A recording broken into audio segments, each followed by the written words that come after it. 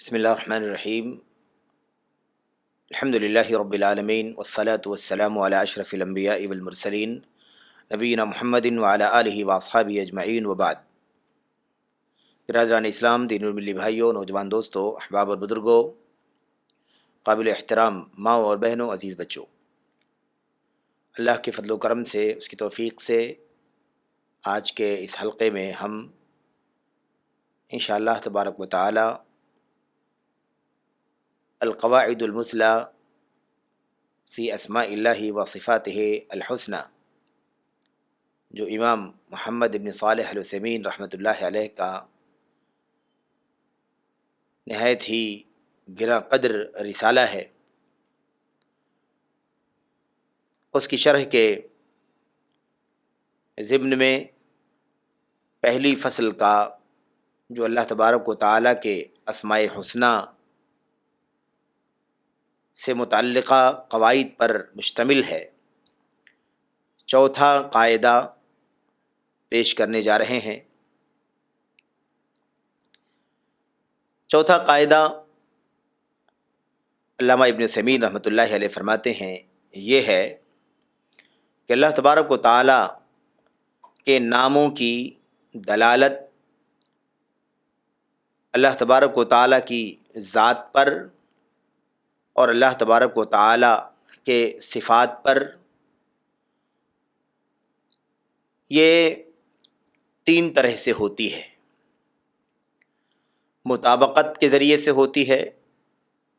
تضمن کے ذریعے سے ہوتی ہے، اور التزام کے ذریعے سے ہوتی ہے۔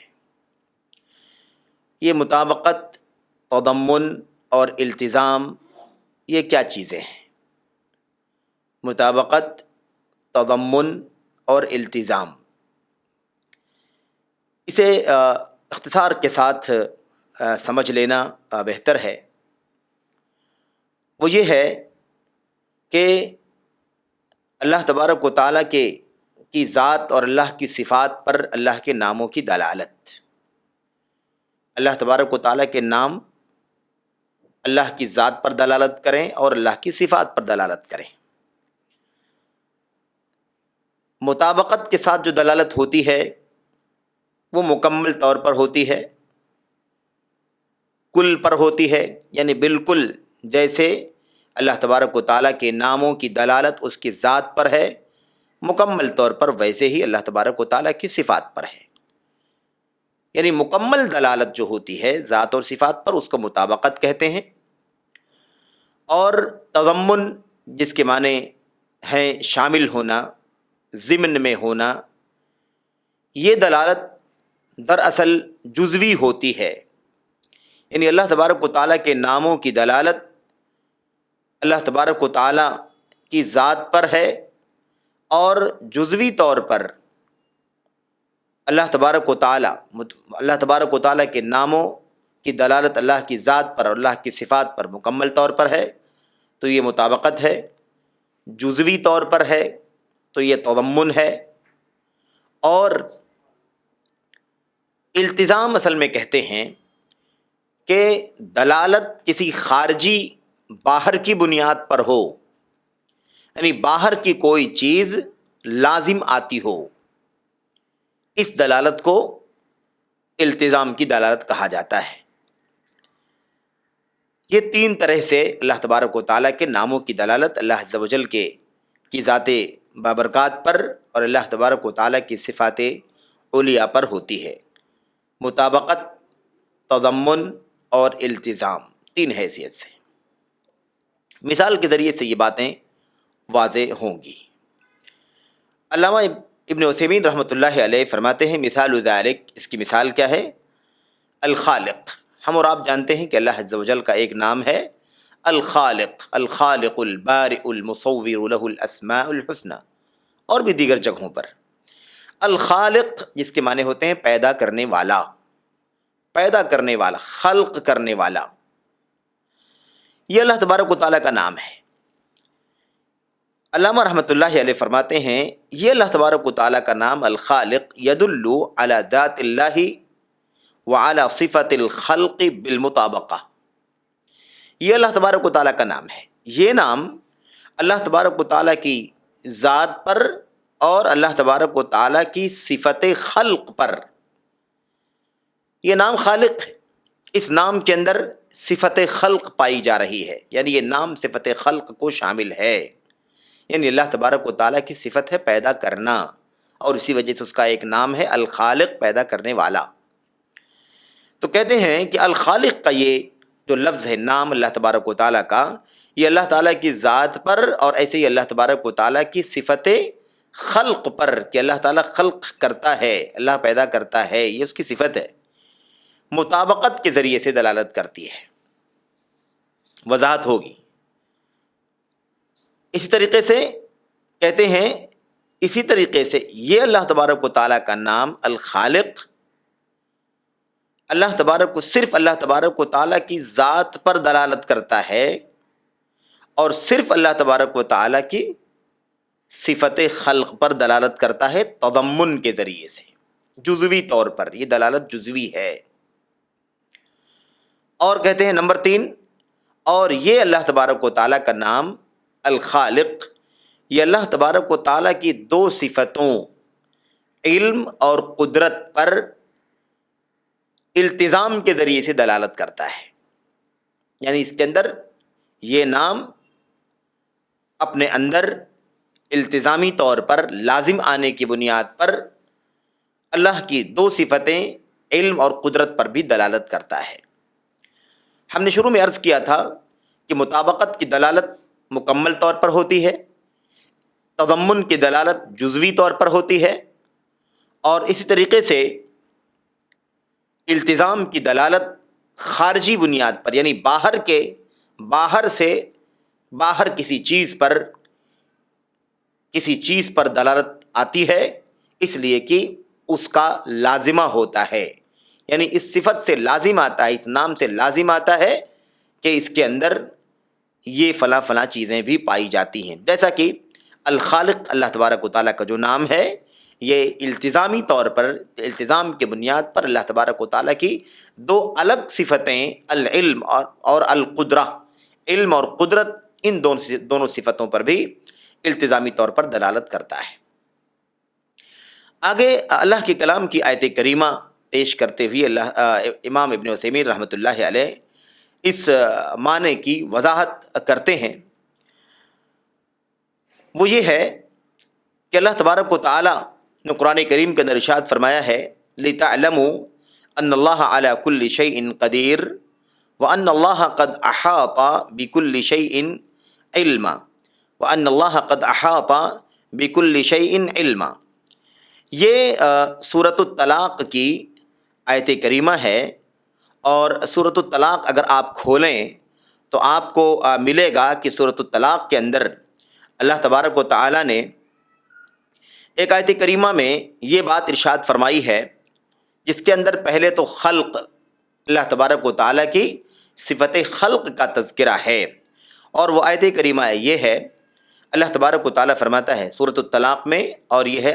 آیت کریمہ کا نمبر 12. اللہ فرماتا ہے، اللہ الذی خلق 7 سماوات ومن الارض مثلہن یتنزل الامر بینہن لِتَعْلَمُوا أَنَّ اللَّهَ عَلَى كُلِّ شَيْءٍ قَدِيرٌ وَأَنَّ اللَّهَ قَدْ أَحَاطَ بِكُلِّ شَيْءٍ عِلْمًا. اللہ تبارک و تعالیٰ ہی کی وہ ذات ہے جس نے 7 آسمانوں کو پیدا کیا ہے، 7 آسمان پیدا کیے، اور زمینیں بھی اسی کے مثل پیدا کی، یعنی 7 زمینیں بھی پیدا فرمائیں. یتنزل الامر بینہن، ان کے درمیان اللہ تبارک و تعالیٰ کا حکم و فیصلہ اترتا ہے.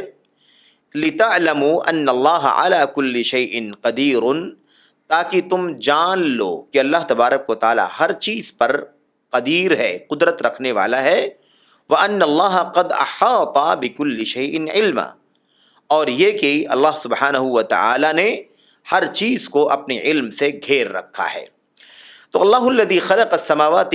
اللہ الذی خلق 7 سماوات ومن الارض مثلہن یتنزل الامر بینہن، یہ آپ دیکھ رہے ہیں کہ اللہ تبارک و تعالیٰ کی صفت خلق کا تذکرہ کیا گیا ہے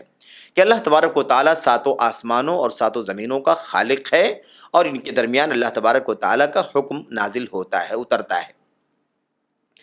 بات جو سمجھنے کی ہے وہ یہ ہے، اور یہی بات اس آیت کریمہ سے سمجھانے کے لیے علامہ ابن عثیمین رحمۃ اللہ علیہ اس بات کو پیش کر رہے ہیں اور کہتے ہیں کہ دیکھیں، اللہ تبارک و تعالیٰ کا ایک نام ہے الخالق، اور اس آیت کریمہ میں جو سورہ طلاق کی آیت نمبر 12 ہے، اس میں اللہ تبارک و تعالیٰ فرماتا ہے اللہ الذی خلق سبع سماوات ومن الارض مثلہن یتنزل الامر بینہن لتعلموا ان اللہ علی کل شیء قدیر وان اللہ قد احاط بکل شیء علما۔ اس میں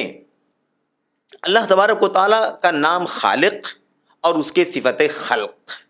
یہ جو دلالت ہے یہ بالمطابقہ ہے، بہت ہی واضح سی بات ہے، بہت واضح سی بات ہے کہ یہ مطابقت کی دلالت ہے۔ اور ایسے ہی تضمن کی جو دلالت ہے وہ یہ ہے کہ اللہ تبارک و تعالیٰ کا یہ نام، اللہ تبارک و تعالیٰ کا یہ نام شامل ہے، الخالق یہ نام شامل ہے صفت خلق کو، صفت خلق کو شامل ہے۔ اور جہاں تک رہی بات کہ یہ اللہ تبارک و تعالیٰ کا نام اللہ عز و جل کی دو صفتیں العلم والقدرہ، علم اور قدرت پر دلالت کرتی ہیں التزام کے طور پر، تو اسی بات کو ثابت کرنے کے لیے اس آیت کریمہ کا تذکرہ ابن عثیمین رحمۃ اللہ علیہ نے فرمایا ہے۔ کہتے ہیں کہ آپ دیکھیں کہ اللہ تبارک و تعالیٰ نے فرمایا ہے کہ اس نے زمینوں کو سات آسمانوں کو 7 زمینوں کو پیدا فرمایا ہے۔ ان آسمانوں اور زمینوں کی تخلیق کا تذکرہ کرنے کے بعد اللہ تبارک و تعالیٰ فرماتا ہے لِتَعْلَمُوا، یہ جو خلق ہے میرا، جو میں نے پیدا کیا ہے آسمانوں کو 7 اور زمینوں کو 7، یہ لِتَعْلَمُوا أَنَّ اللَّهَ عَلَى كُلِّ شَيْءٍ قَدِيرٌ، تاکہ تم جانو کہ بے شک اللہ تبارک و تعالیٰ ہر چیز پر قدرت رکھتا ہے، اور اللہ تبارک و تعالیٰ نے ہر چیز کا اپنے علم سے احاطہ کر رکھا۔ ظاہر سی بات ہے، خلق کرنا، خلق کی صفت یہ قدرت کے بغیر ممکن نہیں۔ یہ خلق اس بات پر لازمی طور پر دلالت کرتا ہے، خلق کرنا اس بات کو مستلزم ہے، اس بات کو لازم ہے کہ اللہ تبارک و تعالیٰ قدرت مند ہے، اللہ تبارک و تعالیٰ قدیر ہے، اور اسی طرح سے اس بات کو بھی لازم ہے کہ اللہ تبارک و تعالیٰ ہر چیز کا علم رکھنے والا ہے۔ اللہ تبارک و تعالیٰ نے جب ساری 7 آسمانوں کو پیدا فرمایا ہے، 7 زمینوں کو پیدا فرمایا ہے، تو ظاہر سی بات ہے کہ 7 آسمانوں اور 7 زمینوں کو پیدا کرنے والی ذات یہ تمام چیزوں کو اپنے علم سے گھیرے ہوئے ہے، اسے پتہ ہے کہ 7 آسمانوں میں کہاں کہاں کیا کیا چیزیں ہیں، آسمانوں کی طرح زمینوں کے اندر کون کون سی چیزیں کہاں کہاں ہیں اور کیا کیا ہو رہا ہے۔ تو ہر چیز کو، ہر چیز، کل شیء احاط بکل شیء، اللہ تعالیٰ نے ہر چیز کو گھیر رکھا ہے علماً، علم کے طور پر، اپنے علم کے ذریعے سے۔ تو بہرحال یہاں پر یہی ہے، اس کو کہا جاتا ہے دلالت الالتزام، التزام کے ذریعے سے، یعنی لازمی تقاضا ہے، لازم آتا ہے، اللہ تبارک و تعالیٰ نے خلق کیا ہے، اس سے لازم آتا ہے کہ اللہ تبارک و تعالیٰ قدرت والا ہے، اور اس سے لازم آتا ہے کہ اللہ تبارک و تعالیٰ نے ہر چیز کو اپنے علم سے احاطہ کر رکھا، گھیر رکھا ہے۔ تو بہرحال یہ ہے۔ تو شیخ یہ کہہ رہے تھے علامہ ابن عثیمین رحمۃ اللہ علیہ کہ الخالق کا جو یہ نام ہے اللہ تبارک و تعالیٰ کا، یہ اللہ کی ذات پر اور اللہ کی صفت پر کلی طور پر دلالت کرتا ہے، اور اسی طرح سے صرف اور صرف اللہ تعالیٰ کی ذات پر بھی دلالت کرتا ہے، اور اللہ تبارک و تعالیٰ کی صفت خلق پر بھی دلالت کرتا ہے۔ یہ تضمن ہے۔ اسی طریقے سے اور دونوں صفتیں، علم اور قدرت کی جو الگ سے صفتیں ہیں، خارج کی صفتیں ہیں، اس پر دلالت کرتا ہے التزام کے ذریعے سے، یعنی اس کا لازمی تقاضا ہے، وہ لازم ہے۔ اللہ تعالیٰ کا خلق کرنا، پیدا کرنا، یہ لازم ہے کہ اللہ تبارک و تعالیٰ علم والا بھی ہے اور اللہ تبارک و تعالیٰ قدرت والا، یہ دونوں صفتیں اس کے اندر شامل ہیں۔ علامہ ابن عثیمین رحمۃ اللہ علیہ اس کے بعد فرماتے ہیں، کہتے ہیں کہ یہ جو التزام کی دلالت ہے، یہ طالب علم کے لیے بہت زیادہ مفید ہے، بہت زیادہ مفید ہے یہ التزام کی دلالت۔ جب طالب علم معنی میں غور کرے اور بہت ہی زیادہ اللہ تبارک و تعالیٰ اسے توفیق دے اچھی سمجھ کی، تو یہ چیز اس کے لیے بہت زیادہ مفید ہو سکتی ہے، کیونکہ اس کے ذریعے سے ایک دلیل میں بہت ساری دلیلیں، بہت سارے مسائل کا انشاءاللہ تبارک و تعالیٰ ذخیرہ ایک طالب علم کو حاصل ہو سکتا ہے۔ التزام کی دلالت، بلا شبہ یہ دقیق مسئلہ ہے، دقیق استدلال ہے، اور بلا شبہ طالب علم کو اگر اللہ تبارک و تعالیٰ توفیق دے اور وہ معانی پر غور کر کے اللہ تبارک و تعالیٰ کی توفیق سے نتیجے تک پہنچ سکے، تو انشاءاللہ تبارک و تعالیٰ اس کے ذریعے سے اسے بہت سارے ایک ہی دلیل سے بہت سارے مسائل انشاءاللہ تبارک و تعالیٰ معلوم ہو سکتے ہیں، حاصل ہو سکتے ہیں۔ اس کے بعد آگے کہتے ہیں یہ جان لینا چاہیے، معلوم ہونا چاہیے کہ اللہ تبارک و تعالیٰ کے کلام اور اس کے رسول صلی اللہ علیہ وسلم کے کلام سے جو چیزیں لازم آتی ہیں، اگر ہم کہیں کہ اللہ تبارک و تعالیٰ کے فرمان سے یہ لازم آتا ہے، اللہ کے رسول صلی اللہ علیہ وسلم کے فرمان سے یہ لازم آتا ہے، اگر واقعی اللہ کے کلام سے وہ لازم آتا ہے اور اس کو مستلزم ہے، ایسی اللہ رسول کریم صلی اللہ علیہ وسلم کے فرمان سے کوئی چیز لازم آتی ہے اور اس کو مستلزم ہے، اگر یہ چیز صحیح ہوگی، اگر یہ چیز واقعی صحیح ہے کہ ہاں وہ چیز واقعی لازم آتی ہے اللہ کے فرمان سے، نبی کریم صلی اللہ علیہ وسلم کے فرمان سے، تو بلا شبہ وہ لازم آنے والی چیز حق اور سچ ہوگی، کیونکہ ظاہر سی بات ہے کہ کلام اللہ تبارک و تعالیٰ کا ہے، فرمان نبی کریم صلی اللہ علیہ وسلم کا ہے، اور اسی سے لازم آتا ہے، جیسے اللہ کا فرمان حق ہے، رسول کریم صلی اللہ علیہ وسلم کا فرمان حق ہے، ایسے ہی وہ لازم آنے والی چیز بھی حق ہے، کیونکہ حق کو لازم آنے والی چیز بھی حق ہوتی ہے،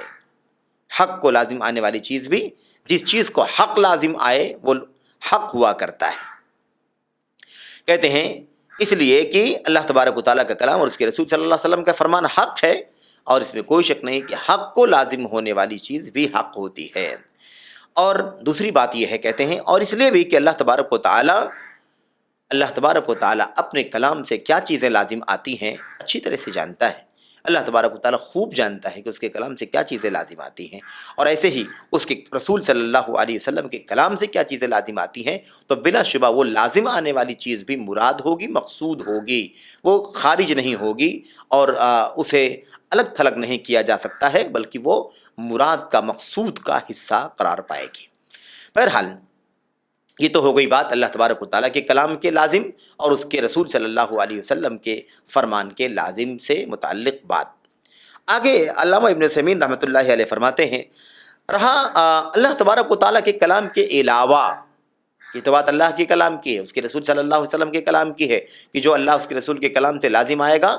وہ اللہ کا کلام جو درجہ رکھتا ہے وہی درجہ اس کا ہو جائے گا، اور اگر وہ صحیح ہوگا، حق ہوگا، تو وہ لازم بھی حق ہوگا۔ لیکن مسئلہ اگر اللہ اس کے رسول صلی اللہ علیہ وسلم کے علاوہ کا ہو، کہتے ہیں رہی وہ بات جو اللہ اور اس کے رسول صلی اللہ علیہ وسلم کے علاوہ کسی کے بات کے لازم کا سے متعلق ہو، کسی فرد بشر، اللہ تبارک و تعالیٰ کی ذات بابرکات اور رسول گرامی صلی اللہ علیہ وسلم کے علاوہ اگر کسی اور کی بات کے لازم کا مسئلہ ہو تو اسے حق ماننا ایک قول واحد نہیں ہے، اسے حق مان لیا جائے یہ لازم نہیں۔ کیوں؟ اس لیے کہ اس کی کئی حالتیں ہیں،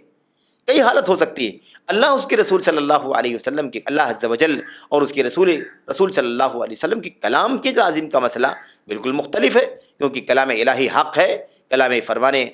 رسول فرمان رسول حق ہے، اور حق کو لازم آنے والی چیز بھی حق ہے، اس میں کوئی شک نہیں ہے۔ لیکن اللہ اس کے رسول صلی اللہ علیہ وسلم کے علاوہ کسی اور کے بات کے لازم کا اگر مسئلہ آتا ہے تو اسے اس طرح سے ہرگز نہیں تسلیم کیا جائے گا، بلکہ اس کی تین حالتیں ہیں۔ یہ اختصار کے ساتھ سمجھ لیں۔ پہلی حالت تو یہ ہے کہ کہنے والا جو ہے اللہ اور اس کے رسول صلی اللہ علیہ وسلم کے علاوہ، کہتے ہیں کہنے والے سے کہا جائے، ذکر کیا جائے کہ آپ نے یہ بات کہی ہے، اور اس پر اس سے لازم ٹھہرایا جائے کہ آپ کے بات سے یہ لازم آتا ہے۔ کہتے ہیں اگر کہنے والے سے ذکر کیا جائے اور اس سے لازم آنے والی بات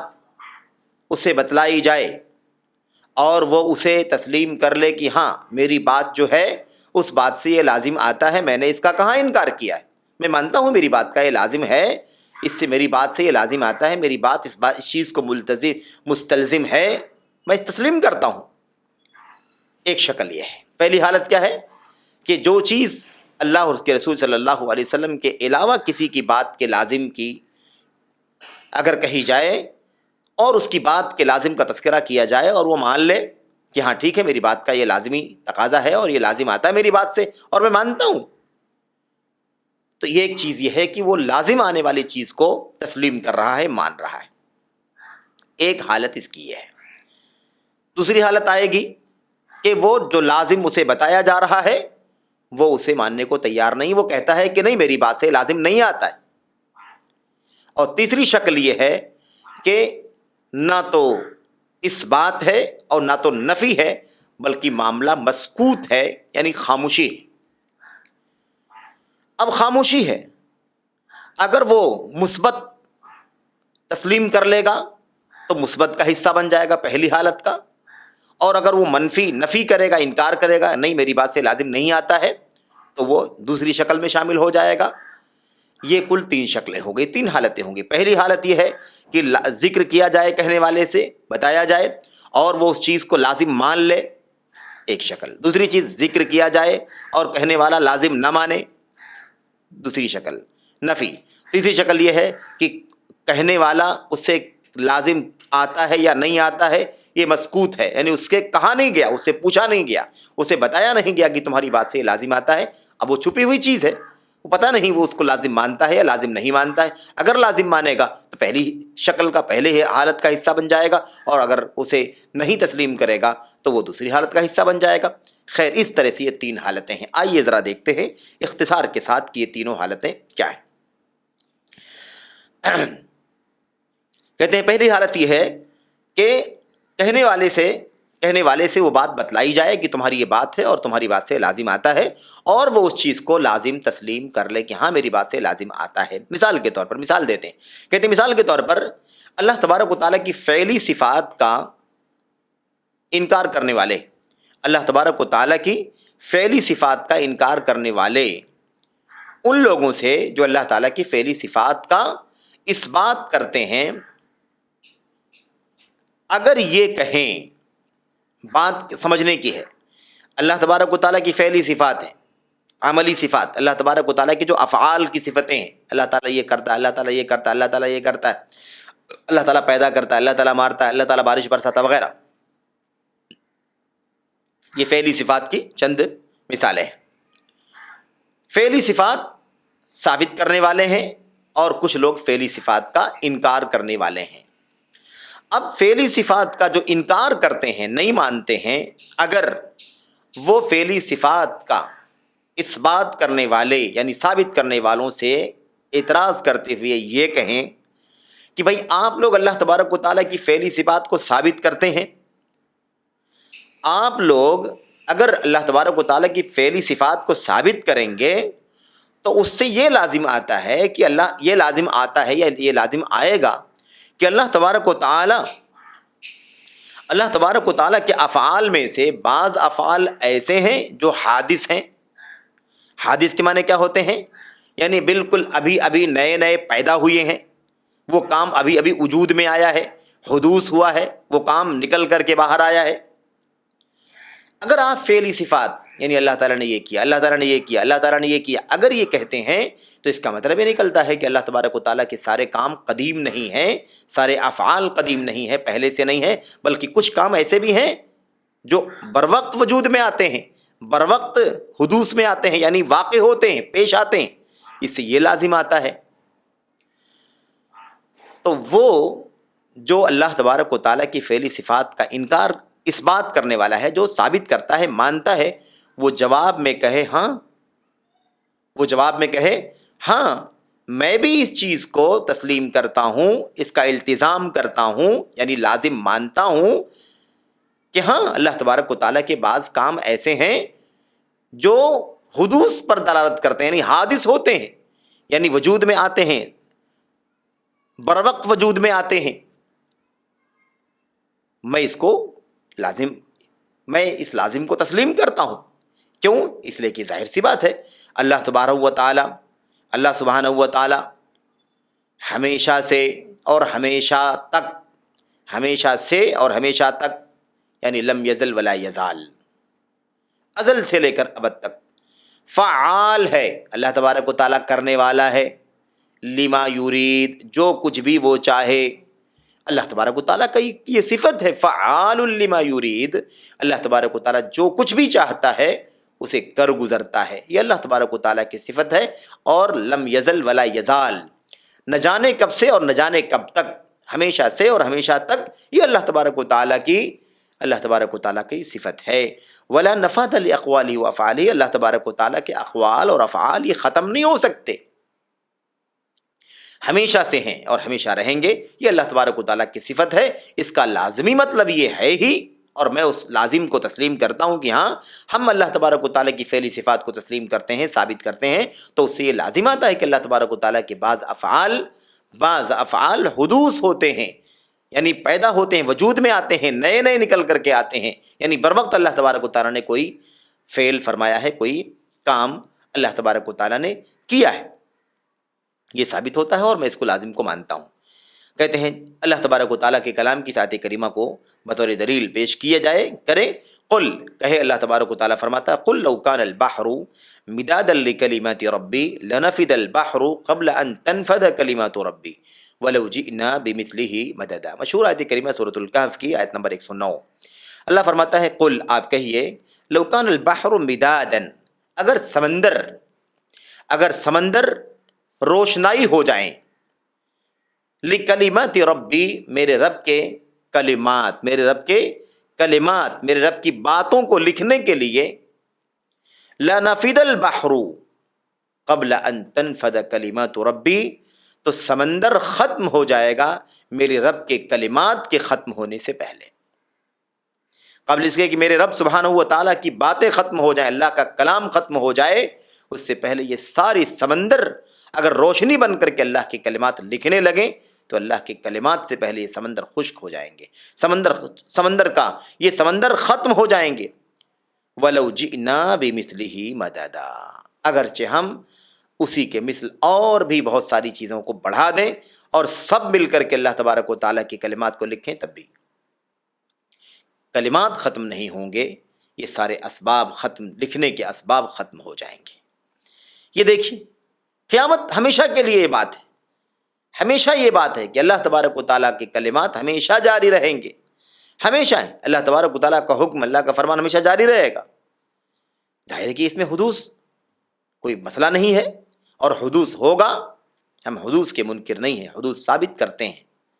ایسی اللہ تبارک و تعالیٰ فرماتا ہے، وَلَوْ أَنَّمَا فِي الْأَرْضِ مِن شَجَرَةٍ أَقْلَامٌ وَالْبَحْرُ يَمُدُّهُ مِن بَعْدِهِ سَبْعَةُ أَبْحُرٍ مَا نَفِدَتْ كَلِمَاتُ اللَّهِ إِنَّ اللَّهَ عَزِيزٌ حَكِيمٌ. سورہ لقمان آیت نمبر 27 میں یہ آیت کریمہ موجود ہے. اللہ تعالیٰ فرماتا ہے، اگر جو کچھ زمین میں ہیں وہ سب کے سب درخت ہو جائیں، اگر زمین میں جو کچھ بھی درخت ہیں وہ سب کے سب قلم ہو جائیں، وَالْبَحْرُ يَمُدُّهُ مِن بَعْدِهِ سَبْعَةُ أَبْحُرٍ، اور سمندر جو دنیا کے اندر پائے جاتے ہیں وہ 7 سمندر کے بقدر ہو جائیں، ما نفدت کلمات اللہ، تو اللہ تبارک و تعالیٰ کے کلمات، اللہ تبارک و تعالیٰ کی باتیں ختم نہیں ہوں گی. ان اللہ عزیز حکیم، بے شک اللہ تبارک و تعالیٰ غالب ہے اور صاحب حکم و حکمت ہے. یہ سورہ لقمان کی آیت نمبر 27 ہے. تو یہ آیتیں ہم کو بتلاتی ہیں کہ اللہ تبارک و تعالیٰ لم یزل ولا یزال ہے، لم یزل ولا یزال، ہمیشہ سے ہے اور ہمیشہ رہے گا. اور اللہ تبارک و تعالیٰ کے افعال ہمیشہ سے رہیں اور ہمیشہ ہوں گے. اللہ تبارک و تعالیٰ کے اقوال، اللہ کے کلمات ہمیشہ سے ہیں اور ہمیشہ رہیں گے. تو ہمیشہ رہیں گے، بلا شبہ یہ اس بات کی دلیل ہے کہ حدوث ہے. اور حدوث سے یعنی ایک ایک چیز، افراد جو ہیں، کوئی چیز آج پیدا اللہ تعالیٰ فرماتا ہے، کوئی چیز کل پیدا فرماتا ہے، آج یہاں بارش برساتا ہے، کل وہاں بارش برساتا ہے، آج فلاں کو موت دیتا ہے، آج فلاں کو زندگی دیتا ہے. یہ جو احاد ہیں، یعنی کاموں کی جو اکائیاں ہیں، ان اکائیوں کا حدوث ہونا، یعنی نئے سرے سے وجود میں آنا، یعنی نیا وجود میں آنا، یہ اللہ تبارک و تعالیٰ کی ذات میں، اللہ تبارک و تعالیٰ کی ذات کے حق میں، اللہ کی شان میں کوئی عیب اور نقص کی چیز نہیں ہے۔ اس سے یہ لازم نہیں آتا ہے کہ اس کی وجہ سے اللہ تبارک و تعالیٰ کی ذات میں نقص ہے، اللہ تبارک و تعالیٰ کے یہاں نعوذ باللہ عیب ہے، بلکہ اس میں کوئی عیب کی بات ہے ہی نہیں جب اللہ تبارک و تعالیٰ ازل سے ہے اور ابد تک، لم یزل ولا یزال، ہمیشہ سے اور ہمیشہ تک، ہمیشہ یہ اللہ تبارک و تعالیٰ اس فعل کا فاعل، اللہ تبارک و تعالیٰ فعال ہے، کام کرنے، جو کچھ چاہتا ہے کر گزرتا ہے۔ تو یہ اللہ تبارک و تعالیٰ کی ذات میں کوئی عیب کی بات نہیں، اللہ کے حق میں کوئی چیز معیوب نہیں ہے، یہ کوئی نقص کی بات نہیں ہے۔ اس لیے میں مانتا ہوں، اس چیز کا التزام کرتا ہوں کہ ہاں، اگر میں اللہ تبارک و تعالیٰ کی افعال، فعلی صفات کو تسلیم کرتا ہوں، ثابت کرتا ہوں، تو اس سے حدوث لازم آتا ہے، اور یہ بلا شبہ حدوث کو لازم آتا ہے، اور میں مانتا ہوں کہ حدوث کو لازم ہے، اور اس میں کوئی عیب کی بات نہیں ہے۔ یہ پہلی حالت ہے۔ کن لوگوں کے سلسلے میں؟ اللہ عز و جل اور اس کے رسول صلی اللہ علیہ وسلم کے علاوہ دنیا میں کوئی بھی ہو، اس کی بات کو لازم، اس کی بات کے لازم کو ثابت کرنے کے لیے تین شکلیں ہیں۔ پہلی شکل یہی ہے کہ اس کے لازم کو تسلیم کرے، التزام کرے تو وہ لازم ہوگا۔ نمبر دو، کہتے ہیں دوسری حالت یہ ہے کہ کہنے والے، قائل کہنے والے کو بتایا جائے اور وہ لازم اس کے سامنے ذکر کیا جائے، لیکن وہ منع کر دے، نفی کر دے، نہیں میری بات سے لازم نہیں آتا، میری بات سے یہ لازم نہیں آتا، میں کیسے مان لوں کہ اس کا لازمی یہ ہے، میری بات سے لازم نہیں آتا ہے۔ اگر وہ چیز لازم آتی تو ایسا ہوتا، لیکن یہاں لازم نہیں آتا۔ کہتے ہیں مثال کے طور پر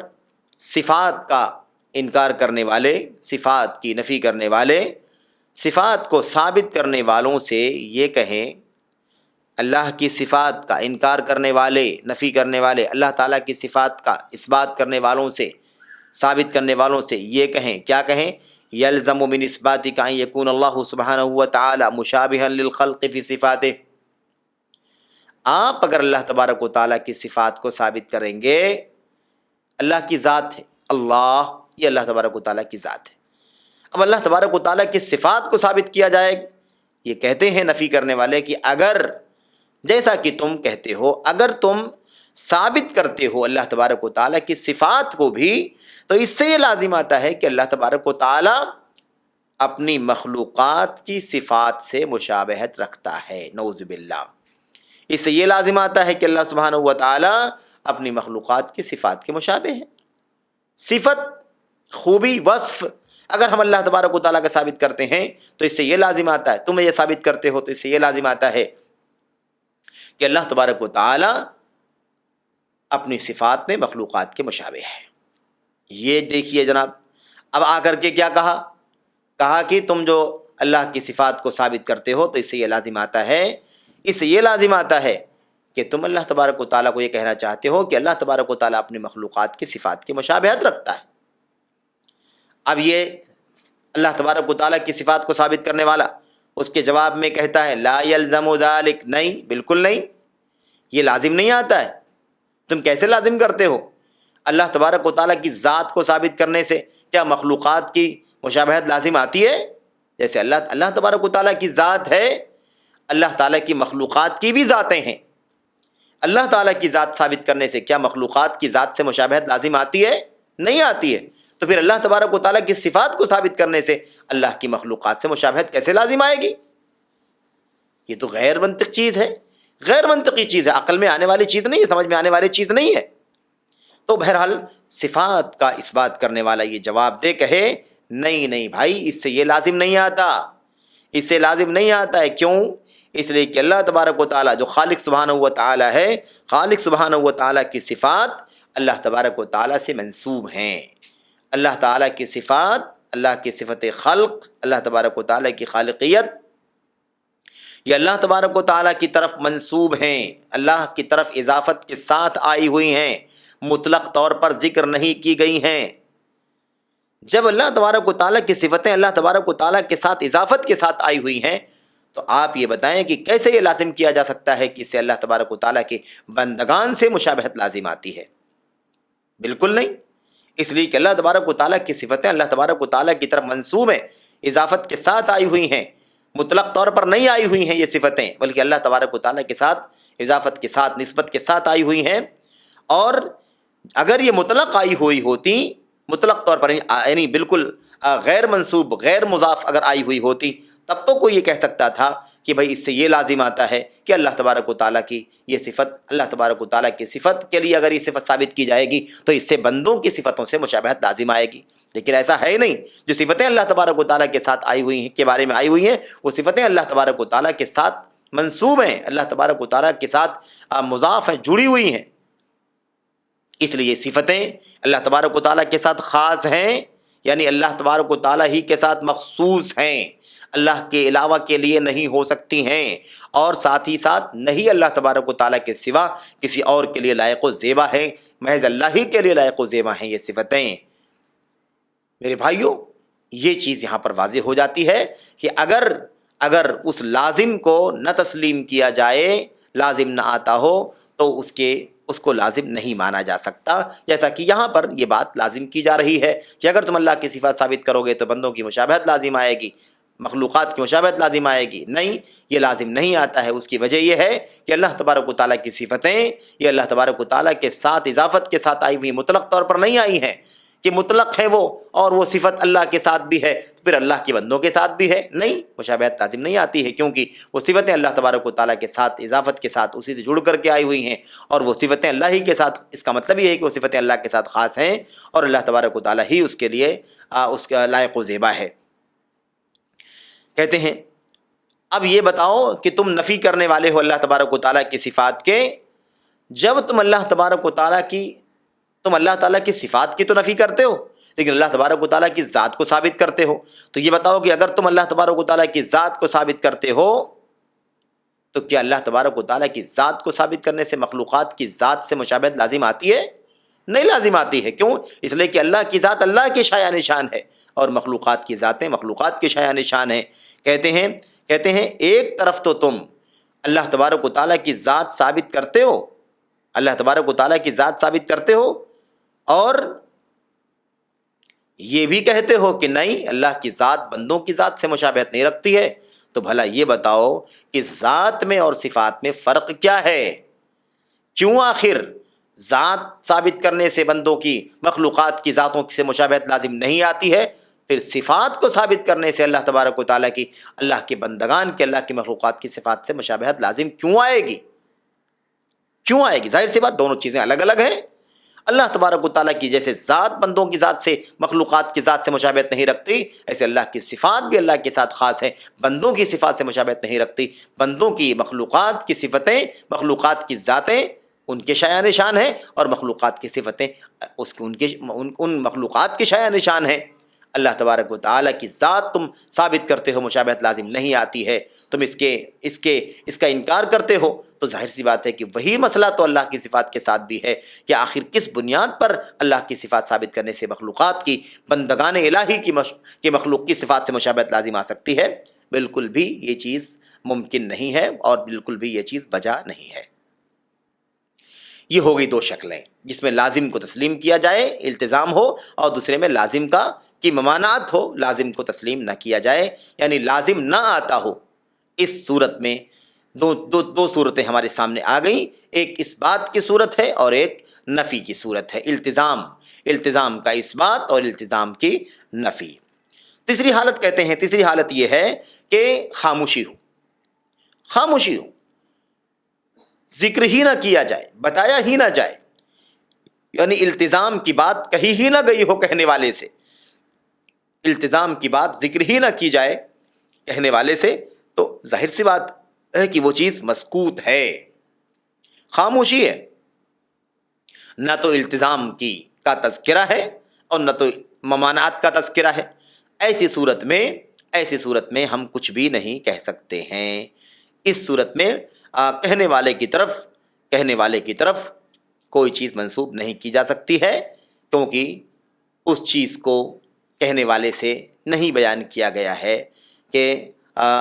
اس کی طرف کسی چیز کو مثبت یا منفی منسوب کیا جائے، نہ تو اس بات کی نسبت کی جا سکتی ہے اور نہ ہی یعنی التزام کی اس بات کی نہ تو التزام کی نسبت کی جا سکتی ہے اور نہ ہی التزام کے منع یعنی التزام نہ ہونے کا لازم نہ آنے کی بات کہی جا سکتی ہے۔ تو بہرحال دونوں صورتوں میں اس لیے خاموشی ہے یہاں۔ تو اب یہاں پر سمجھنا یہ ہے کہ جب کہنے والے سے کوئی بات کہی ہی نہیں گئی ہے، ذکر ہی نہیں کی گئی ہے کہ تمہاری بات سے یہ لازم آتا ہے یا نہیں لازم آتا، خاموشی ہے، تو ایسی صورت میں کوئی چیز ہم نہیں کہہ سکتے ہیں، نہ مثبت کہہ سکتے ہیں نہ تو منفی کہہ سکتے ہیں۔ اور دوسری بات یہ ہے کہ آدمی کی اپنی ایک کیپیسٹی ہے، آدمی اللہ تبارک و تعالیٰ عز و جل اور اللہ کے نبی محمد رسول اللہ صلی اللہ علیہ وسلم سے مختلف ہیں بقیہ لوگ، بقیہ